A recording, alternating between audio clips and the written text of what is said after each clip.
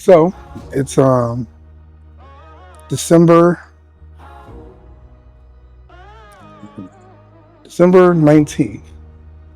And Christmas is a week away. We had a we had a big meeting today. Well, big for us. Um, we were meeting with another media company which has a much bigger presence in California, Oregon, Seattle, Canada, and it's a radio network. And we were looking at how we could collaborate. And it was a great meeting. It was a great meeting. We laid out a couple of ideas, things they're really interested in, but it's like we planted those seeds. You know, we got to water them, wait. They said they get back to us first of the year. You know, then you get back and you're like, okay, now what do I do? Because it wasn't like I was expecting a signed contract today. I wasn't expecting, okay, let's start working tomorrow, because that's not the way it works when you're meeting with bigger companies. You know, they look over what you've got, they check you out. You know, because we're smaller, we can turn around things quicker. But you know, I came back, I said, okay, wife and I, said, okay, let's have breakfast. And then the lights in the kitchen weren't working. So I'm like, what? So I'm pressing these things. I got these things with GFI plugs. I press it, reset it. Last time I tried that, it worked. Then I go downstairs and I open the panel. I turn off everything, calling it back on yet? Turning off everything, turning it back on. Then I turned it off again. I waited like 3 minutes. I called her. I said, back on yet? Refrigerator came back on, thank God. But the microwave and the stove and the lights, just in a little kitchen area, not working. Can I afford to have an electrician come out? No. Matter of fact, I haven't done a video. We just replaced the wax seal on our downstairs toilet. Replaced the supply line wax seal because I couldn't afford a plumber. You know, we are building our business, and we are. When I say we building, if y'all been following our journey, you know we be hustling. So I'm looking at YouTube videos like, how do I do this? My father-in-law is a contractor, but he just turned 79. God bless him. Still does a lot of work for his church, but he lives 2.5 hours away. So I'm like, Dad, how do I do this? Okay, between YouTube videos, okay, I'm taking pictures of what I got, sending pictures to him. He's like, okay, go ask for this, and once at our hardware store. So I don't want to buy anything that I don't need. I need this, and this. Still wound up with 3 wax rings. But one guy said put double wax rings in. Another employee at the hardware store said, no, you need this new one. This is a sponge system, it's better. And then so I got 2 wax rings, and I wound up using the sponge system. Put the supply line in because that was leaking. And then there's still the upstairs toilet. One of the upstairs toilets, we got 2 upstairs. You never press the toilet handle and you walk away and it's running. We had a $300 bill from that because it was just running, and I didn't know. So now I tell people, please jiggle it, and I can hear it in the wall, and I know what to listen for. So I got to replace that handle, but it's a guest bathroom, so is it in priority? Not right now. Got a guest over? Please jiggle the handle to hear it stop filling. So stove and the microwave don't work. So we got a new wave oven. So actually the stove works. It's the oven and the microwave don't work because the gas is still flowing. So we can heat something on top of the stove. But you know, you kind of want everything to work, right? But I need to have an attitude of gratitude because my refrigerator is working. The new wave oven, I moved it to the other plug on the other side of the kitchen. It's working. We can eat. There is food. So I'm going to be thankful for that. Thank you, God. You know what I need, but I thank you for what I have. You know, so So I came back and I said, okay, great. We planted the seeds for that business, for that meeting. I'll follow up. I thanked them for the meeting. Um, what's next?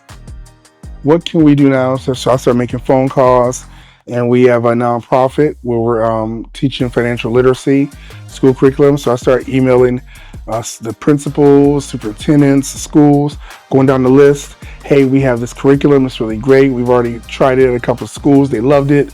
We'd like to talk to you about doing it at your school. I did about 10 of those. I should probably, for the end of the day, I'm probably going to do another 15, 20 more, because I want to do like at least 30 a day, right? Just getting out there, leaving a message if I can get the number, if I get the email, calling, and just putting it out there. Then I got to say, okay, what else can we do? Because we're in the state of California, and there's one thing I know, what they say, one thing for sure, two things for certain, that the bills are due on the first of the month, and they got to be paid. So, I absolutely love it. Matter of fact, let me just show y'all our view. This is from my top deck. Beautiful, beautiful. The lake, you know what I'm saying? And that's a beautiful view, but guess what? It's not free. I once did what we call a TCO, total cost of operations. We did a TCO for the house, total cost of ownership. Like, how much does it cost each day? Well, here's the mortgage every month. How much are we paying each day? How much are we paying each hour to live here? How much are we paying each hour to have the car? And when I say total cost of operations, I'm talking about if we spend $260, I think every 2 weeks, I think we spend about $360 a month in food. It's my dog, excuse me. And we are spending that, and we got to pay for utilities, okay, which is not a lot because we have a solar system on the roof. So we pay a transmission fee of about $10 a month, and then we pay a what is it? Or not a re-up, a true-up cost, which means end of the year you pay your whole bill. So if you went over or whatever, they don't charge every month. End of the year they want the whole bill. So you keep on top of that. But how much is going to cost us? And then we know this is our base. Okay, just say it's $5,000 a month. Okay, $5,000 a month. How much is that a week? How much is that a day? How much is that an hour? Then I got goals I need to meet so I can bring this in. Some days I might not meet them. Some days I might meet them. But it's got to average out, and I've got to hit that amount. Sometimes I hit it, sometimes I don't. But I've got to keep it going, and thank God for my wife, because she keeps me on track and keeps me focused and keeps me energized, because sometimes I just be like, you're so depleted. And the guy they mentioned in the thing, he said a lot of businesses are concerned about what the new administration is going to do and how it's going to impact sales and people buying and stuff like that. So we're not trying to do any major outlays or expenditures when it comes to marketing. So he's basically saying, we ain't got no money. We like to do some work with you, but we need to find a way to make some money out of it as we do eat. I totally get it, but it's weird because it's not the first time I've heard that people are kind of very truculent about what's going to happen in the new year, and they holding their money close to the vest. But you know what? As a business, I can't just sit here and whatever pennies I got or dollars, nickels I got, and hold them and say I'm not going to spend it, because there is an outlay that's required to run this business. Just got to be creative. I got to be creative. And I think many times when I am sometimes getting the woe is me, and I'm complaining that, I ain't got this or I ain't got that, I got to redirect, break it, and look at what I do have.